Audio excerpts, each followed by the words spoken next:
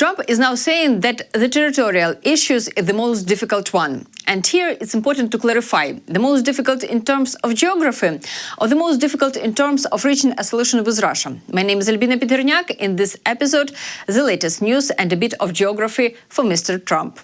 Because Crimea was the heart. You know, I'm a real estate person at heart, right? I'm very good at real estate. And every time I look at that map, I said, oh, this Crimea is so beautiful. Wow. It's surrounded on 4 sides by ocean. It's only got a little piece of land to get to, to the main, Crimea is massive. But it connects the part of Ukraine that we talk about now through a small little jetty. It's 4 sides of ocean in the warmest part. It's got the best weather, best everything. And I know you are Ukrainian, and you know Ukraine very well. And Obama forced them to give up. Dear viewers, let's clarify one thing. The Crimean peninsula is washed by the Azov and Black Seas. These seas belong to the basin of the Atlantic Ocean. If Trump means that every river eventually flows in an ocean, then according to that logic, his version can be interpreted in different ways. So let's continue. What else did Trump say in his interview with Politico? He claims that Russia is in a more advantageous position in potential negotiations. Considering that, Trump also said Crimea is surrounded by the ocean on all sides. I would specify what exactly he believes this advantageous position to be. Your team has been going back and forth between Putin and Zelensky with various drafts of a peace deal. Which country right now is in the stronger negotiating position? Well, there can be no question about it. It's Russia. It's a much bigger country. It's a war that should have never happened. Frankly, it wouldn't have happened if I were president, and it didn't happen for 4 years. I watched that taking place, and I said, wow, they're going to cause some problems here. And it started, and it could have evolved into World War III, frankly. I think it's probably not going to be happening now. I think if I weren't president, you could have had World War III. I think you would have had a much bigger problem than you have right now. But right now, it's a big problem. It's a big problem for Europe, and they're not handling it well. Trump said that Biden gave Ukraine $350 billion. Frankly, if that were true, Ukraine would already be somewhere near the Urals. A note for Mr. Trump. The Urals are located on Russian territory.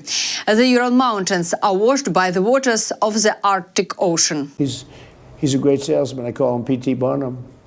You know who P.T. Barnum was, right? I do. One of the greatest on earth. He could sell any product at any time. That was his expression. I can sell any product at any time. It was true. He said, doesn't matter whether it works or not.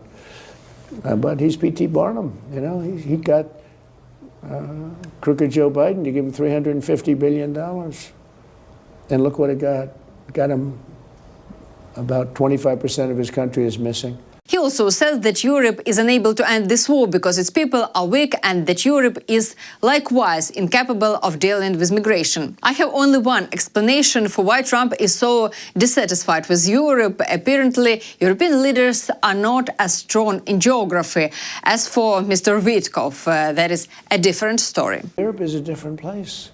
What do you mean by that? And if it keeps going the way it's going, Europe will not be, in my opinion, many of those countries will not be viable countries any longer. Their immigration policy is a disaster. What they're doing with immigration is a disaster. Trump says that Ukraine must hold elections. Is it time for Ukraine to hold an election, do you think? Yeah, I think so. It's been a long time. It hasn't been doing particularly well. Yeah, I think it's time. I think it's an important time to hold an election. You know, they're using war not to hold an election, but I would think the Ukrainian people would, should have that choice, and maybe Zelensky would win. I don't know who would win, but they haven't had an election in a long time. You know, they talk about a democracy, but it gets to a point where it's not a democracy anymore. It started to smell like something a bit unpleasant. Pressure on a democratic country, interference in its internal affairs, quite an unpleasant aftertaste. But Trump wants a Nobel Prize. After all, he is a peacemaker who has already ended so many wars. It's hard to even count them. For example, the one between Thailand and Cambodia. Meanwhile, Thailand has already captured 2 villages in Cambodia. The fighting is continuing.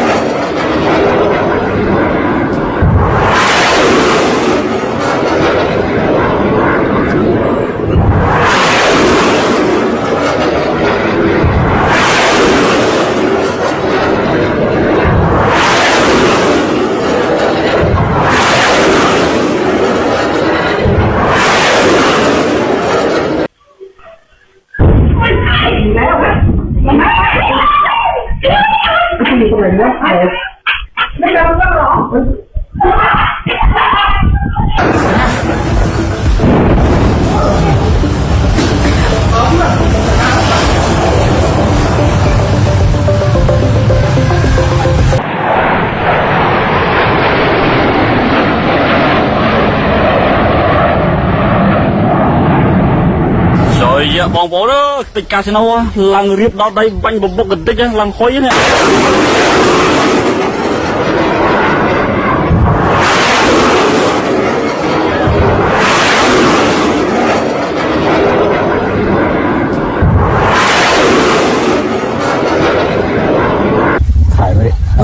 500,000 ลูกว่ะโอ้ยลูกมันไม่ต้อง10 คนเลยยังสั่งลูกหายไปครึ่งลูกแล้ว Dear viewers, thank you for watching this video. Leave your comments below. Oh, I almost forgot to mention.